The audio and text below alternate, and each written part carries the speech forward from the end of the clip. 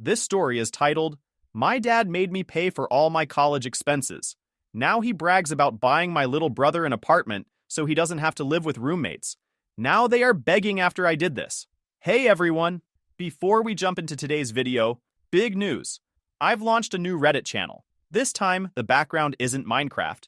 It's Subway Surfers in a Christmas theme to match the season. Check it out, subscribe, and join the fun. Links in the description. See you there. Now let's start the video. At 17, I was spending my weekends wiping down counters and making cappuccinos for customers at a cafe downtown. It wasn't the glamorous job I'd imagined, but it was mine. My parents, Greg and Susan, weren't thrilled about it though. To them, being a barista was a dead-end job, just a pit stop on the way to their real dream for me, law school. Greg was always going on about how lawyers were respected, how they had security, and how I'd be set for life. Susan backed him up with her favorite line, "Think of how proud we'd be, Leo. You'd make us the envy of everyone." It was never about what I wanted. It was always about them. They wanted to parade me around like some kind of trophy. Leo, the prestigious lawyer. The problem? I didn't even want to go to law school. I didn't dream of courtrooms or case law. I didn't care about debates or defending corporations. But in my family, what I wanted didn't matter. They saw my life as their personal project, and law school was the end goal. No ifs, ands, or buts. Meanwhile, my younger brother Caleb was living the dream, or rather my parents' dream of having a golden child. Caleb was 4 years younger than me, and somehow, he'd mastered the art of being their favorite without even trying. He didn't work, didn't stress, and somehow still managed to have everything handed to him. My parents would gush about how brilliant he was, even though his greatest accomplishment was convincing them to upgrade his phone every 6 months. It wasn't like I hated Caleb, at least not at first. He was my little brother, and I wanted to be supportive. But it was hard to ignore the favoritism. While I was juggling school and work, Caleb was living it up, coasting through high school without a care in the world. My parents bent over backward for him. When he struggled in math, they hired the best tutor in town. When he complained about his old car, they bought him a brand new Tesla Model 3. The Tesla, of course, became the centerpiece of their bragging rights. "Did you know Caleb is the youngest kid in his class to have a Tesla?" Susan would gush to her friends. "He's just so responsible." Responsible? Caleb didn't even know how to pump gas. Though I guess that didn't matter when your car ran on electricity. While all this was happening, I was scraping together whatever time and money I could to keep up with their demands for my future. Every time I'd come home from a long shift, Greg would remind me, "You've got to keep your grades up if you want a good law school to accept you." He acted like I had some kind of magical time machine that would let me work, study, and sleep all at once. It wasn't like I was slacking.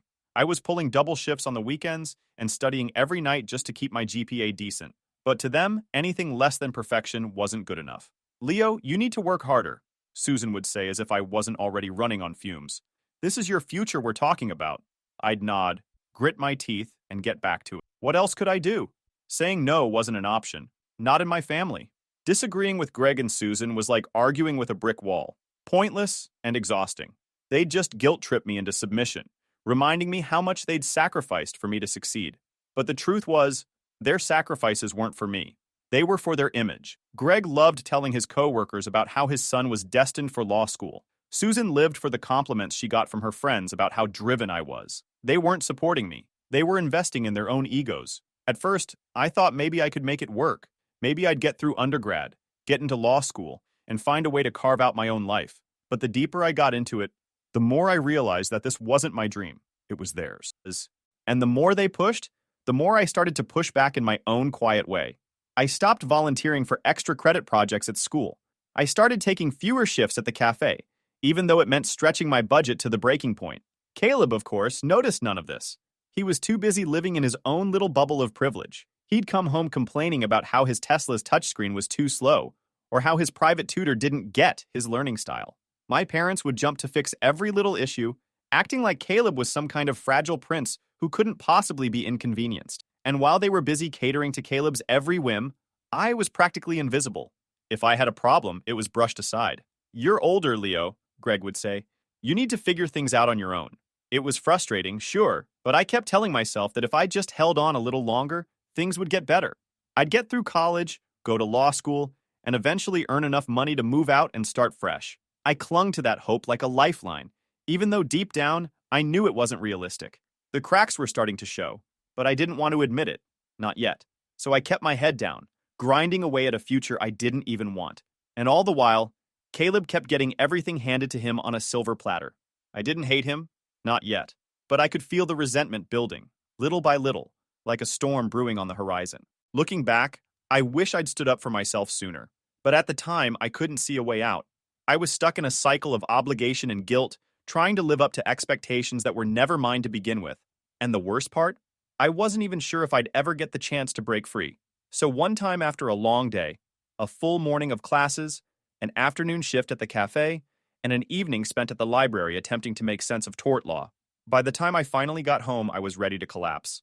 I just wanted to eat, shower, and maybe stare at my phone until I passed out. Instead, I walked straight into the middle of a full-blown celebration in the kitchen. Greg and Susan were practically glowing. Their smiles stretched so wide, I was surprised their faces hadn't cracked. Caleb was lounging at the kitchen table, looking smug as usual, while my mom was pouring glasses of sparkling water like we'd won the lottery. "What's going on?" I asked, setting my bag down and eyeing the scene with suspicion. Susan turned to me, her eyes sparkling with excitement. "Oh, Leo, you're just in time. We've got some incredible news." I didn't even have time to guess before Greg jumped in. "We're giving Caleb a down payment for his dream apartment." He said it like it was the most casual thing in the world, as if this was just a standard milestone for every 18-year-old. I blinked. "Wait, what? A down payment?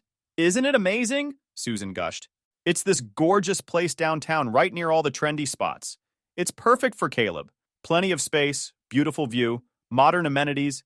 He deserves it after all his hard work." Caleb smirked, clearly enjoying the attention. "Yeah, it's nice or whatever. The kitchen's kind of small, though." Small? I couldn't believe my ears.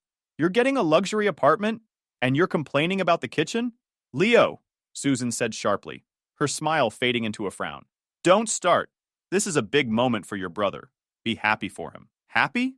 I was barely keeping my head above water, working 2 jobs to scrape together enough for tuition, books, and gas, and Caleb was getting a down payment on a luxury apartment because he didn't like dorms.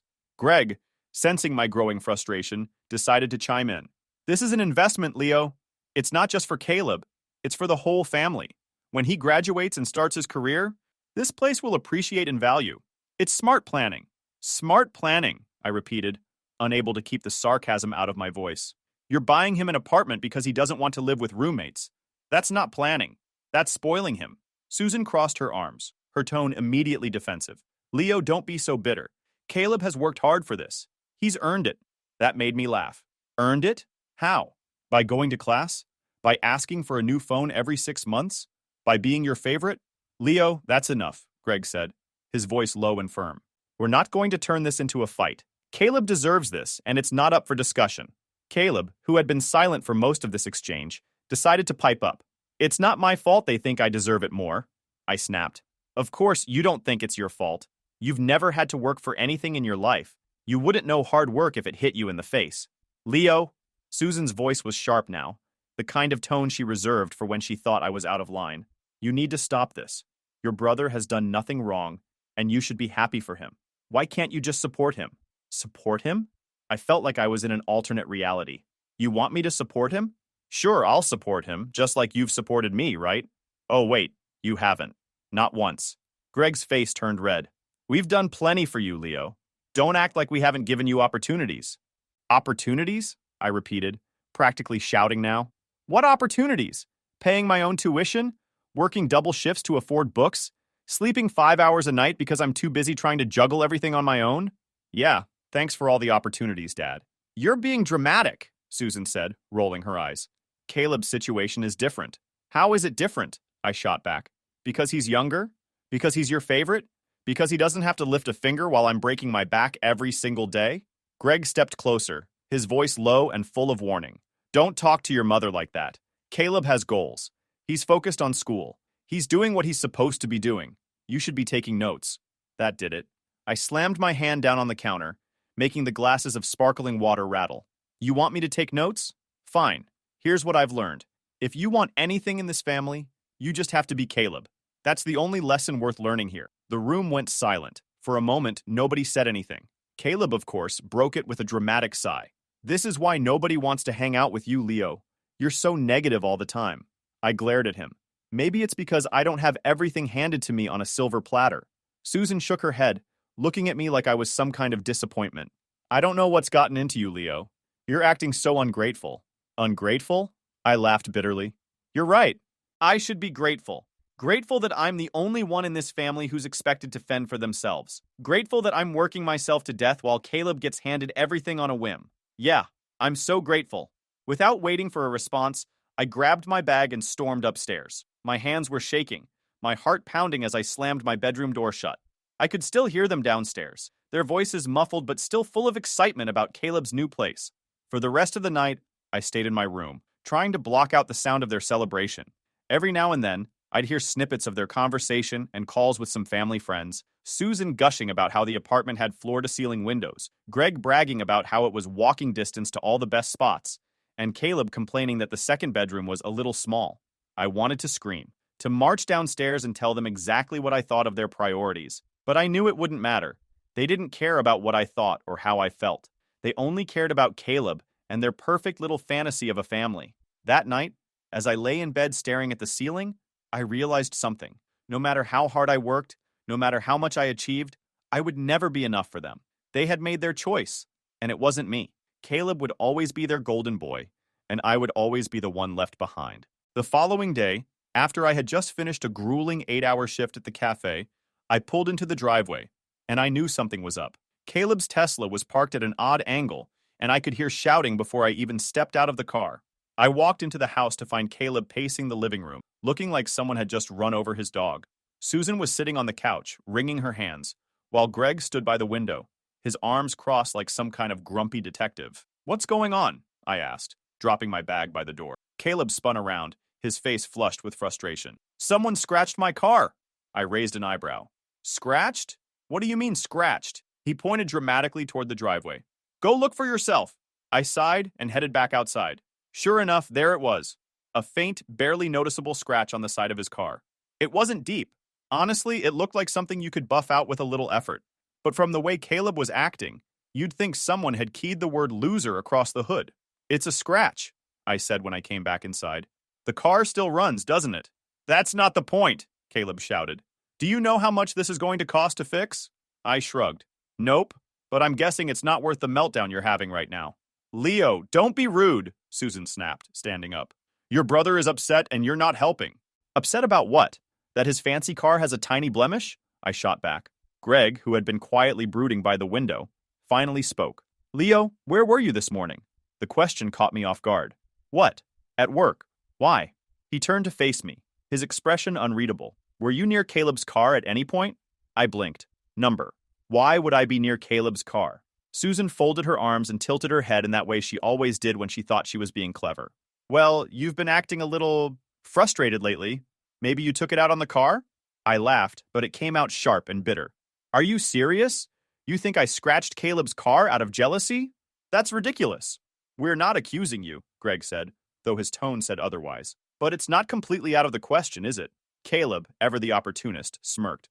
"I mean, it would make sense. Maybe you wanted to send a message?" I couldn't believe what I was hearing.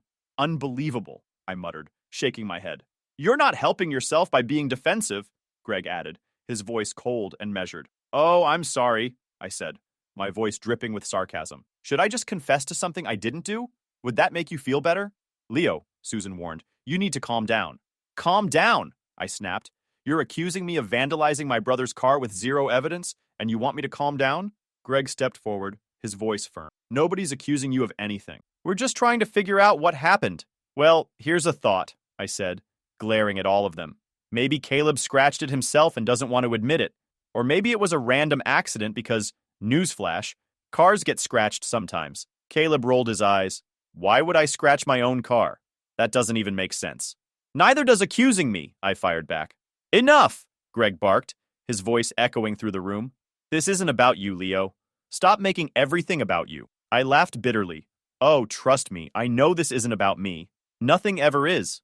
With that, I grabbed my bag and headed upstairs, slamming the door behind me. My heart was pounding, and my hands were shaking as I sat down on the edge of my bed. I couldn't believe them. Downstairs, I could hear them talking, their voices muffled but still loud enough to make out snippets of the conversation. "Maybe we shouldn't have brought it up," Susan said, sounding uncertain. "He needs to grow up," Greg replied. "This kind of behavior isn't acceptable." And you think I'm the immature one? I muttered under my breath. For the rest of the evening, I stayed in my room, trying to block out the sound of Caleb whining about his car and my parents reassuring him that everything would be fine. Every now and then, I'd catch a bit of Susan gushing about how Caleb's Tesla was a symbol of how far he's come. I wanted to scream. How could they be so blind? Caleb wasn't responsible. He was spoiled. He didn't even know how to handle the slightest inconvenience without throwing a tantrum. And instead of calling him out on it, they just enabled him. After the Tesla fiasco, things at home were tense to say the least. I could feel the weight of their eyes every time I entered a room, like they were waiting for me to confess to something I didn't do. Caleb, of course, was milking the situation for all it was worth. He made sure to loudly complain about the scratch whenever I was around, just to remind me, and anyone within earshot, that he was the victim. The air in the house was suffocating. Every conversation felt like a landmine waiting to explode, and I spent most of my time hiding in my room. But even that wasn't enough to escape the constant judgment. One evening, I was sitting at my desk when there was a knock at the door. Without waiting for an answer, Greg walked in, arms crossed. "We need to talk," he said in his usual no-nonsense tone. I sighed and set my book down. "What now?" Greg didn't waste any time. "Your professor called. He says you're not doing well in his class. Care to explain?" I rubbed my temples, already exhausted by the conversation. "I'm working full-time and trying to keep up with a full course load. It's a lot." "You knew this was going to be hard," Greg said, as if that somehow made everything easier. "If you want to get into law school, you need to take this seriously. No excuses."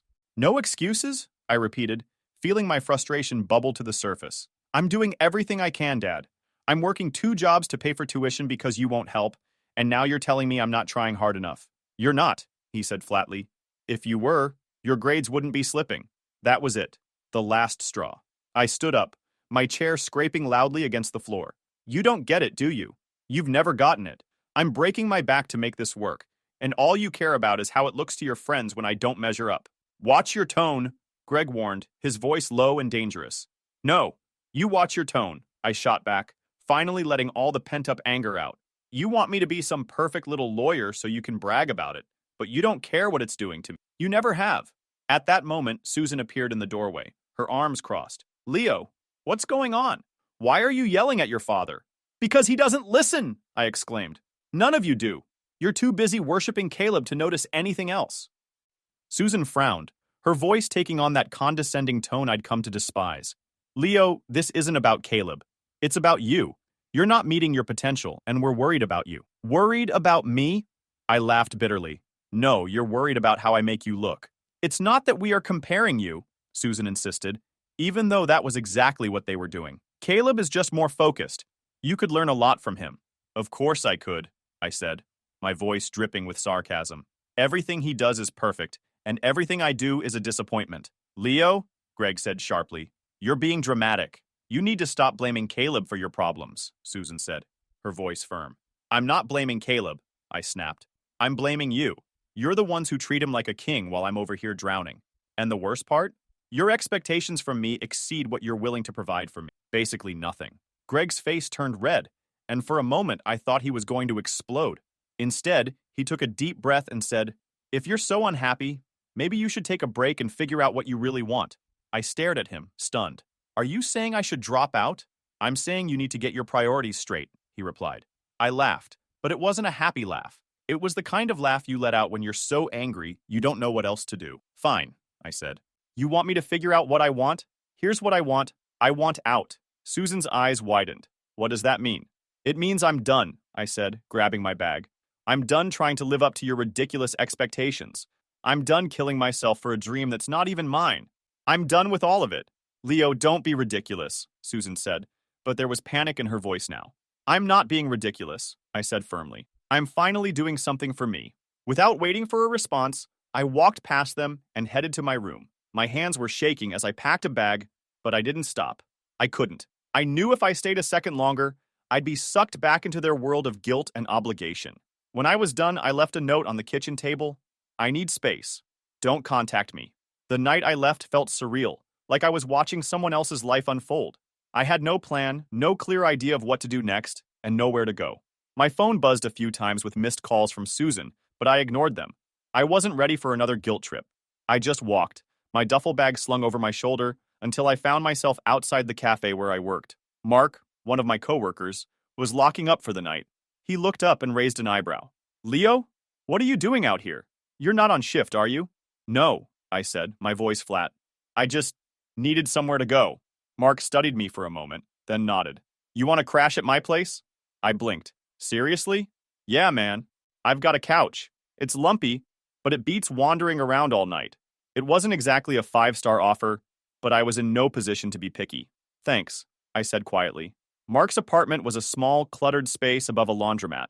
The couch he'd mentioned was, in fact, incredibly lumpy, but it felt like a lifeline. That first night, as I lay there staring at the cracked ceiling, I felt a strange mix of fear and relief. I didn't know what the next day would bring, but for the first time, I wasn't tied down by my parents' expectations. The next few weeks were a blur of survival. I picked up extra shifts at the cafe, trying to save enough for my own place.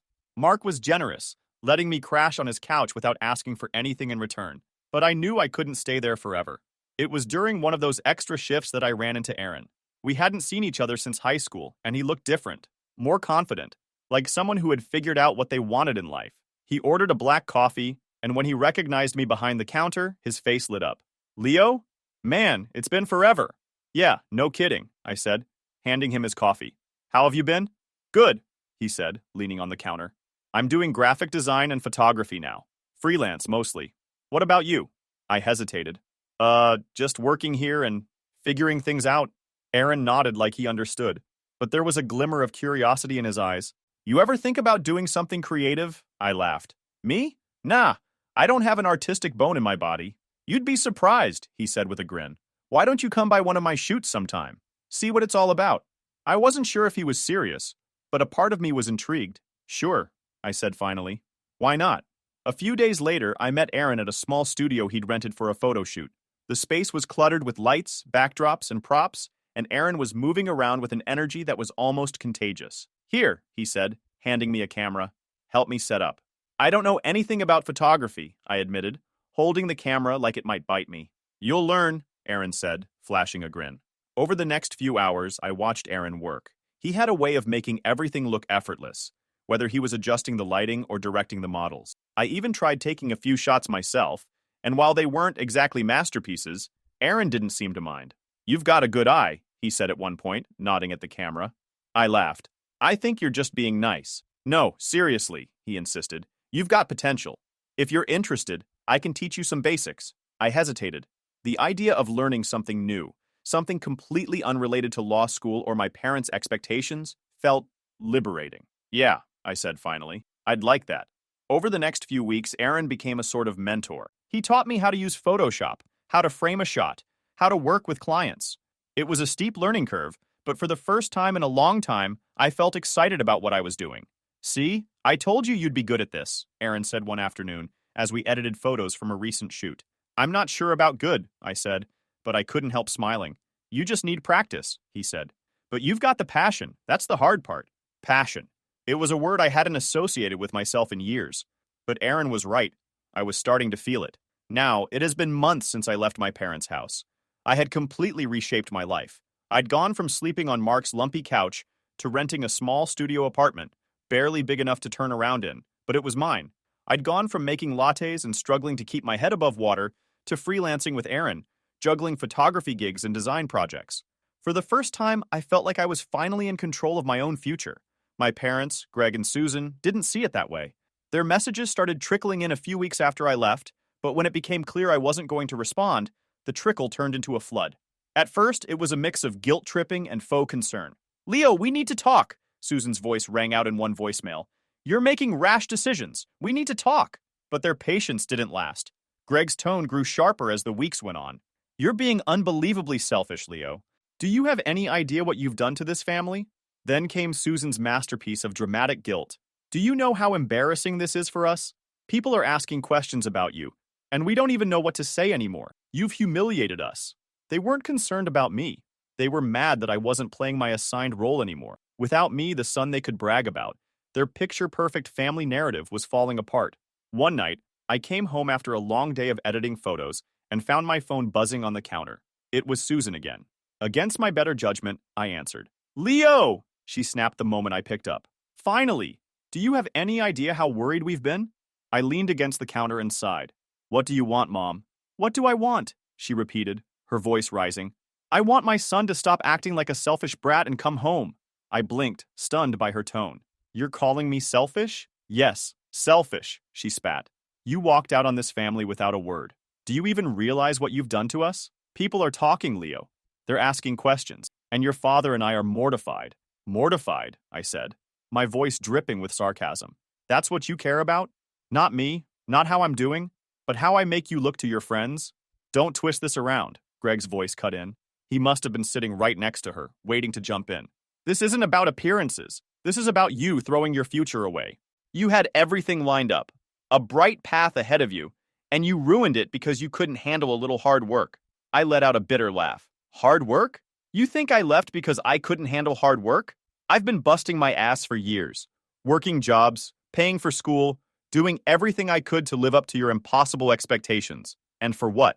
So you could ignore me while handing everything to Caleb? Leave your brother out of this, Greg barked. Caleb works hard and earns what he gets. I laughed again, this time louder. Earns it? He gets a down payment and a Tesla just for existing. Meanwhile, I was working double shifts just to afford my books. Yeah, sounds earned to me. Susan cut in, her voice sharp and condescending.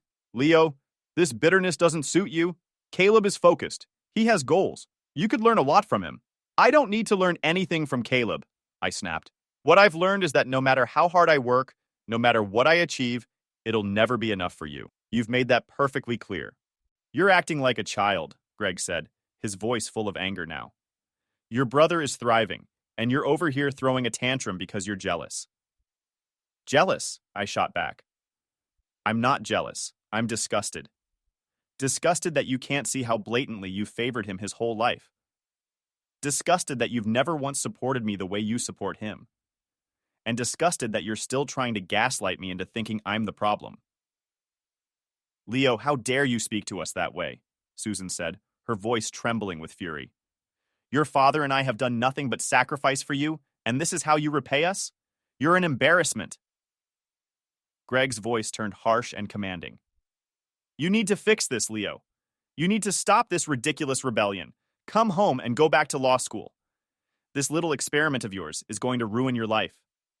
I took a deep breath, forcing myself to stay calm. No, Dad, you're wrong. The only thing that was ruining my life was trying to meet your expectations.